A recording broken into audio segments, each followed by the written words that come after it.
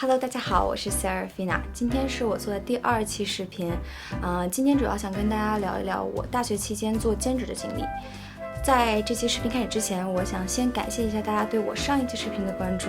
尤其是那些帮我转发的小天使们。所以呢，我现在就再接再厉，给你们出一期干货满满的分享。我从高中的时候就开始做兼职了，当时很大一部分原因是受同班的英国同学的影响。像在英国，他们很多英国孩子好像初中的时候就开始做兼职，可能会是去加油站呀、餐厅啊、超市啊打工，赚点零花钱这种。所以我当时就找到了一个在北安普顿的一家中餐厅，打了2个月的黑工之后，我就果断辞职，因为我发现原来你在英国找兼职是需要一个叫做 NI number 的东西，全称就是 National Insurance Number， 中文呢是国家保险号。所以上大学之后，我的第一个事情就是申请了这个 National Insurance Number。这个申请过程并不是很复杂，就是有点麻烦。英国红领巾呢有出过一篇非常详细的文章，我的 link 会放到视频底下，你到时候可以一步一步跟着去做就可以。上一期有跟大家提过，我的大学是在伯恩茅斯读的电视制作专业，叫 Television Production Course。大1和大2的期间就没有那么忙，所以我就在离我家住的大概3分钟远的地方有一家韩国餐厅，我做了一段时间的 waitress，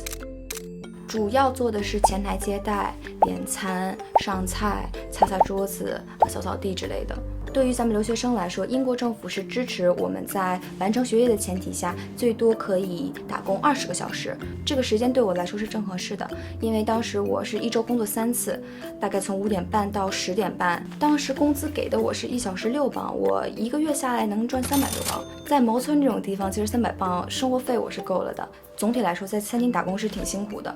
你站了那么久，有时候腰有点酸，腿有点疼，我又不敢让老板看到我偷偷坐下，我就假装去厕所里面蹲一会儿。当时餐厅也有很多外国人的光顾，所以通过点餐啊，也提高了你的听力和口语能力。我觉得对我来说是一个很好的经历。接着聊，所以我大3是没有再继续找兼职的，想要更专注于学业方面。研究生也是如此，但是交完毕业作品之后，我大概有3到4个月找工签的时期。那个时候我有空余出一些时间，我就打算再做一个兼职。会说中文这一点对我们来说是挺吃香的，因为英国有很多奢侈品店，你看它都至少会有1名中文导购，因为咱们中国人的消费能力很强的。当时在 LinkedIn 上面找到了一个短期奢侈品销售的工作，其实也挺幸运的，当时正好赶上了 LV 的一个 pop-up store。那一期是 Virgil Abloh 呢作为 LV 新任的男装创意总监，他的首个新品销售会，通过了面试呢，就去这个 pop-up store 做销售了。这个短期的奢侈品销售的经历对我还是挺有帮助的，不仅仅是遇到了一群很可爱的朋友，然后我们现在还有在联系，而且他也有帮助到我找到现在就职的这家公司。我现在在做的是纪录片发行嘛，当时的面试官也有问过我是否有销售经历，所以呢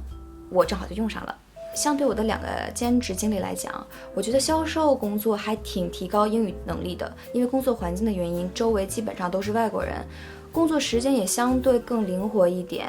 不像在餐厅打工可能要一直做到晚上10点或11点。薪资相比在餐厅打工也会稍微高一点，我大概赚到的是10磅1小时。当然伯恩茅斯和伦敦它的生活水平也不太一样，它的最低工资也不太一样。